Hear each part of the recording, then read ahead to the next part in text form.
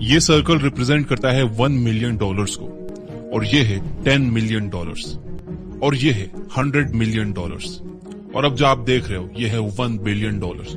Reliance industries के chairman Mukesh Ambani का net worth इस नंबर से 82 गुना ज्यादा है। और आप यहाँ हो जो कि जॉब कर रहे हो, और ये जॉब आपको अपनी डिग्री खत्म करने के बाद मिली है। आपके पास अपने बैंक अकाउंट में ज्यादा पैसे नहीं है और दुनिया भर के खर्चे हैं। आपको लगता है कि आप अंडरपेड हो, आपकी सैलरी कम है, आपको अपने घर का लोन भरना है, क्रेडिट कार्ड की EMI भरनी है, और समझ में नहीं आ रहा है कि लाइफ कहाँ जा रही है। मे बी आप एक स्टूडेंट हो जो सपने देखता रहता है कि कोई अच्छी डिग्री कर लूंगा जिसके बाद एक अच्छी जॉब लग जाएगी, जिससे अच्छे पैसे आने लगेंगे और फिर लाइफ सेट हो जाएगी। मे बी आपके पास सेविंग्स के अलावा एक हेवी स्टूडेंट लोन की तलवार सर पर लटकी है। अमीर बनना मानो एक सपने जैसा दिखाई पड़ता हो। यार उन लोगों ने कैसे किया होगा, आप अपने आप से बार बार ये सवाल करते हो। ये सारे मिलियनर्स, बिलियनर्स और करोड़पति लोग इतने यंग एज में इतने सक्सेसफुल कैसे बनते हैं? शायद इन्हें कोई चीट कोड पता है, शायद पैसा बुरा है, शायद आप अनलकी हो, शायद you are not good enough, शायद आप कभी अपना लोन क्लियर ही ना कर पाओगे, शायद आप कभी वर्ल्ड ट्रेवल ही नहीं कर पाओगे, शायद आप कभी अपने ड्रीम कार नहीं खरीद पाओगे, शायद आपके सपने सिर्फ सपने ही रह जाएंगे। ये सब के बाद आपको रियलाइज होता है कि ये सब कुछ एक गेम है, एक गेम जिसमें आप जितनी भी मेहनत कर लो आप सिर्फ हारते ही जा रहे हो, क्योंकि आपने एक हारती हुई टीम चूज की है। What if I tell you that you are wrong? What if I tell you कि सच में वेल्दी बनना, ज्यादा पैसे कमाना और अमीर बनना उतना मुश्किल नहीं है जितना आप समझ रहे हैं? What if I tell you कि आपको जो स्पोर्ट्स कार लेनी है वो आप ले सकते हो, आपको घर का लोन क्लियर करना है वो आप कर सकते हो, आपको जो गुच्ची के डिजाइनर कपड़े लेने हैं वो आप ले सकते हो, आपको जो लेटेस्ट आईफोन खरीदना है वो आप खरीद सकते हो, और आप जैसी चाहो वैसी लाइफ जी सकते हो। तो आप कहोगे कि क्या सर आप कहीं झूठ तो नहीं कह रहे हो? जिसके जवाब में मैं कहूंगा कि नहीं, इट्स पॉसिबल। आपको अपने ड्रीम्स को मार कर जीने की कोई जरूरत नहीं है, क्योंकि वीडियो के खत्म होते होते मैं आपको सिक्के का वो दूसरा पहलू दिखा दूंगा जो स्कूल और कॉलेजेस आपसे छुपाते हैं। जैसे कि रॉबर्ट कियोसाकी कहते हैं कि आप सभी को एक तरीके से सोचने के लिए कंडीशन किया गया है। मैं आपको वार्निंग देता हूं कि स्टार्टिंग में आपको कई परेशानियां आएंगी। अगर आप एक ठंडा दिमाग रखकर एक काम वे में रॉबर्ट कियोसाकी द्वारा दिए गए ये टाइमलेस प्रिंसिपल्स को फॉलो करते हो, तो चाहे जितने भी उतार चढ़ाव आए, चाहे जितनी भी स्ट्रगल्स आए, चाहे जितने कड़वे सच का सामना करना पड़े, लेकिन आप फिर भी इन प्रिंसिपल्स पर डटे रहते हो, तो आपको कोई नहीं रोक पाएगा। और मैं आपको ये भी बता दूं कि ये एक मुश्किल रास्ता होगा और आप में से ज्यादातर लोग एंड लाइन तक पहुंच भी नहीं पाएंगे। बट ये वीडियो मैं उनके लिए बना भी नहीं रहा हूँ, ये वीडियो मैं उन कुछ चुनिंदा लोगों के लिए बना रहा हूँ जो अपनी जिंदगी बदल कर रख देने वाले हैं। तो इस वीडियो का एंड तक बिल्कुल स्किप मत करना। तो जो लोग मेरे साथ है वो कमेंट में अभी जाकर लिख दो, आई एम रेडी।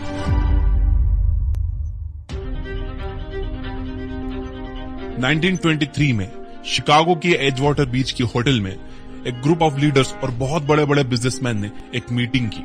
उनमें से कुछ नाम है: Charles shop, head of largest steel independent company; Samuel incel, president of largest utilities; Howard Hobson, largest gas company के ऑनर, और भी बहुत बड़े बड़े लोग थे। कट टू 25 ईयर्स, 25 साल के बाद मोस्टली ये सारे एलीट लोग बैंक करप्ट पाए गए। मेरे हिसाब से 1929 के मार्केट क्रैश की वजह से वो सारे लोगों ने अपने पैसे गवा दिए।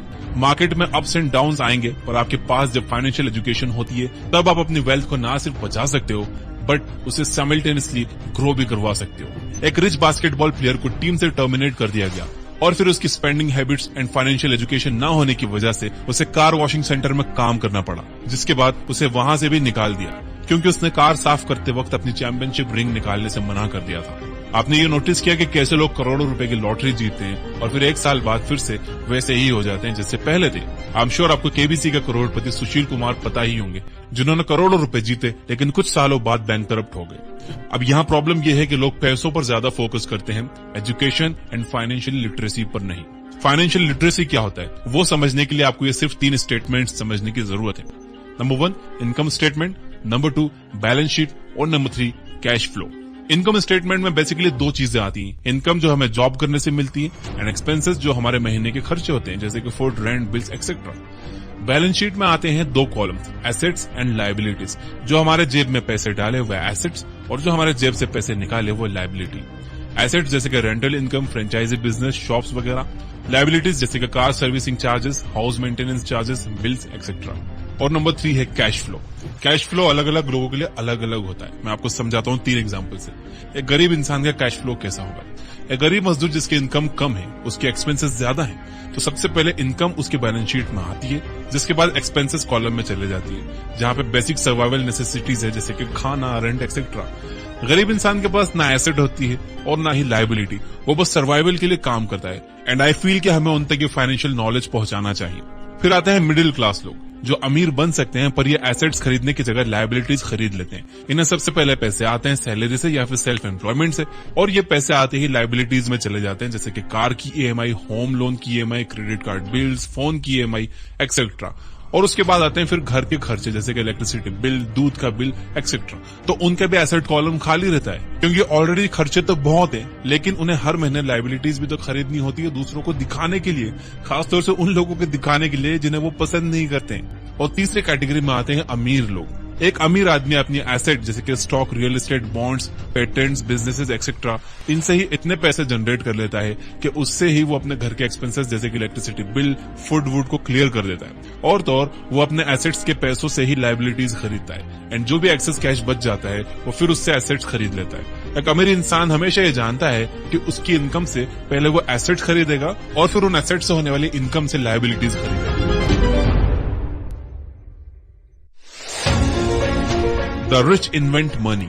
1876 में जब सर अलेक्जेंडर ग्राहम बेल ने टेलीफोन को पेटेंट कराया, तब उन्हें एक्सट्रीम हाई डिमांड की वजह से बहुत सी प्रॉब्लम्स फेस करनी पड़ रही थी। लोग टेलीफोन डिमांड किए ही जा रहे थे और उनके पास उतने टेलीफोन्स की सप्लाई ही नहीं थी।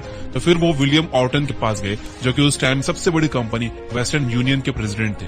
ग्राहम बेल ने अपना पेटेंट सेल ऑफ करने के लिए उनसे $1 लाख की मांग की, जिसको विलियम ऑर्टन ने पागल हो क्या बोलकर रिजेक्ट कर दिया। जिसके बाद ग्राहम बेल ने AT&T फॉर्म की, जो बाद में $1 मिलियन कंपनी बनी। ये देखकर विलियम ऑर्टन को ये रियलाइज हुआ कि उनसे कितनी बड़ी गलती हो गई है। अगर वो टेलीफोन का पेटेंट खरीद लेते तो क्या ही हो जाता। हमेशा याद रखो, it's not the smart who get ahead but the bold. ज्यादातर लोग अपने पैसों को लेकर बड़ा सिक्योर खेलते हैं, जरा भी रिस्क नहीं लेते, क्योंकि उन्हें लगता है कि अगर वो रिस्क लेंगे तो उनके पैसे डूब जाएंगे। और इस डर को हराने के लिए आपको अपना फाइनेंशियल IQ हाई करना चाहिए, ताकि आप अपने डेस्क जॉब छोड़ सको और अपने बिजनेस आइडिया से $1 मिलियन कमा सको। आज से 400 साल पहले हम जमीन को एसेट मानते थे, जिसके बाद जितनी ज्यादा जमीन वो उतना ज्यादा अमीर। फिर इंडस्ट्रियलाइजेशन होने की वजह से लोग फैक्ट्रीज और ऑफिसेज को एसेट्स मानने लगे। और आज की मॉडर्न एज की बात की जाए तो हम इन्फॉर्मेशन को एसेट मानते हैं। पर यहाँ समझने वाली बात यह है कि information today is infinite and daily नई नई चीजें आती ही जा रही हैं। पहले के जमाने में ये सब पॉसिबल नहीं था, लेकिन आज ChatGPT और AI के जमाने में ये सब पॉसिबल है। तो प्लीज अपना टाइम सीखने में और एग्जीक्यूट करने में लगाओ, क्योंकि आप जितना ज्यादा सीखोगे उतना ज्यादा आप बोल्ड और कॉन्फिडेंट बनते जाओगे। Work to learn, don't work for money. एक बार रॉबर्ट कियोसाकी इंटरव्यू देने के लिए सिंगापुर गए थे। एक यंग लेडी उनका इंटरव्यू लेने वाली थी।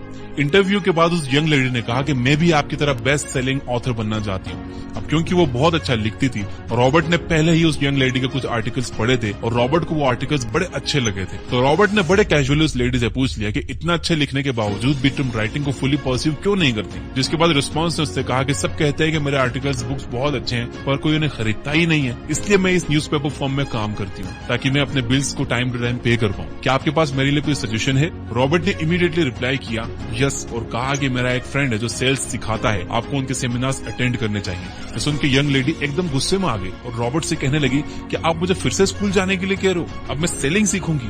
तो रॉबर्ट ने कहा कि सीखने में क्या बुराई है। तो उसने कहा कि मैंने इंग्लिश लिटरेचर में मास्टर्स किया है, आई एम अ प्रोफेशनल, और वैसे भी मुझे सेल्स के लोगों से सख्त नफरत है। ये बात बोल के वो अपना ब्रीफकेस पैक करके जाने लगी। रॉबर्ट ने एक कवर देखा जो वो लेडी लेकर आई थी, जिस पर लिखा था Robert Kiyosaki, best selling author of the book rich dad poor dad. Robert ने उससे कहा कि ये देखो तुमने क्या लिखा, best selling author. I am not the best writer, मेरी राइटिंग स्किल्स भी इतनी अच्छी नहीं है, पर I am a good seller. तुम्हारी राइटिंग भले ही अच्छी हो, बट अगर कोई इसे खरीदेगा ही नहीं तो क्या फायदा, और सेल्स सीखने में क्या बुराई है। ये सुनकर उस यंग लेडी की आंखें खुली की खुली रह गई। रॉबर्ट कहते हैं कि आज हमारे आसपास बहुत स्मार्ट, एजुकेटेड और टैलेंटेड लोग हैं, पर मैं बहुत बुरा फील करता हूँ उनके लिए कि इतने टैलेंटेड होने के बावजूद भी वो इतने कम पैसे कमाते हैं, क्योंकि वो लोग काम करते हैं ताकि पैसा कमा सके, जबकि आपको ऑब्जेक्टिव पैसा कमाना हो तो आप अपनी स्किल्स पर मास्टरी कैसे अचीव कर पाओगे। याद रखना, लोग हाई एंड पे सिर्फ और सिर्फ स्पेशलाइज्ड नॉलेज को करते हैं, एंड स्पेशलाइज्ड नॉलेज कैसे आती है? Through learning and making a lot of mistakes in small niches. Mind your own business. 1974 में मैकडॉनल्ड्स के ऑनर रे क्रॉक को यूनिवर्सिटी ऑफ टेक्सास में इनवाइट किया गया था। वहां सारे स्टूडेंट्स जो एमबीए परस्यू कर रहे थे हॉल में पहुंच गए। उन्हीं स्टूडेंट्स में से रॉबर्ट का एक फ्रेंड भी वहां हॉल में प्रेजेंट था। रे क्रॉक ने एक बहुत पावरफुल स्पीच दी एंड सब स्टूडेंट्स बहुत मोटिवेट हो गए थे और फिर फाइनली हॉल एडजर्न्ड, यानी कि सब अपने अपने घर जाने लगे। कैजुअली स्टूडेंट्स ने रे क्रॉक को स्पीच के बाद उनके साथ हैंग आउट करने के लिए पूछ लिया। रे क्रॉक वॉज वेरी काइंड एंड उन्होंने स्टूडेंट्स के साथ हैंग आउट करने के ऑफर को एक्सेप्ट कर लिया। रे उन स्टूडेंट्स के साथ कैंटीन में गए और वहां सब ने हाथ में अपनी बियर की बॉटल उठा ली। सब बियर सिप करने लगे। रे ने स्टूडेंट से एक क्वेश्चन पूछा, what do you think what business I am in? Students को लगा कि रे मजाक कर रहे हैं, सब हंसने लगे। रे ने फिर से सेम क्वेश्चन कहा कि आपको क्या लगता है मैं किस धंधे में हूँ? तो एक स्टूडेंट ने कहा कि वो कोई गधा ही होगा जिसे पता ना होगा कि आप बर्गर्स की फ्रेंचाइजी सेल करते हो। रे ने कहा कि मैं बर्गर्स बेचने के धंधे में नहीं हूँ, मैं एक्चुअली रियल एस्टेट के धंधे में हूँ। मेरा फोकस बर्गर्स बेचने पर नहीं है, बल्कि मेरा फोकस अपनी फ्रेंचाइजी देकर top spaces of real estate को एक्वायर करने में है। आज हमारे पास कैथोलिक चर्च से ज्यादा पीसेस ऑफ लैंड है, वो भी वर्ल्ड के पॉश से पॉश प्लेसेस पर। रॉबर्ट का फ्रेंड जो रे क्रॉक से क्वेश्चन पूछ रहा था, आज उसका कार वॉशिंग का बिजनेस है, पर वो कार्स को वॉश करने पर फोकस नहीं करता। वो कार वॉशिंग के नाम पर ज्यादा पीसेस ऑफ रियल एस्टेट को एक्वायर करने पर ध्यान देता है। दोस्तों, फोकस हमेशा रखो एसेट्स एक्वायर करने पर। आज रॉबर्ट लोगों से पूछते हैं कि what business you are into, तो लोग कहते हैं कि I am into the business of banking. मैं पूछता हूँ कि आप बैंक ऑन करते हो? वो लोग कहते हैं नहीं। यही तो दिक्कत है, बहुत सारे लोग अपने काम को अपने बिजनेस से कंफ्यूज करते हैं। आप किसी और के लिए जो काम करते हो वो प्रोफेशनल वर्क है, और जो आप अपने आप के लिए करते हो वो आपका बिजनेस है। आई नो वीडियो थोड़ी लंबी हो गई है, बट एंड में मैं आपसे यही कहूंगा कि अगर आपको वेल्दी बनना है तो start minding your own business, keep your day time job, but start buying real assets, not liabilities.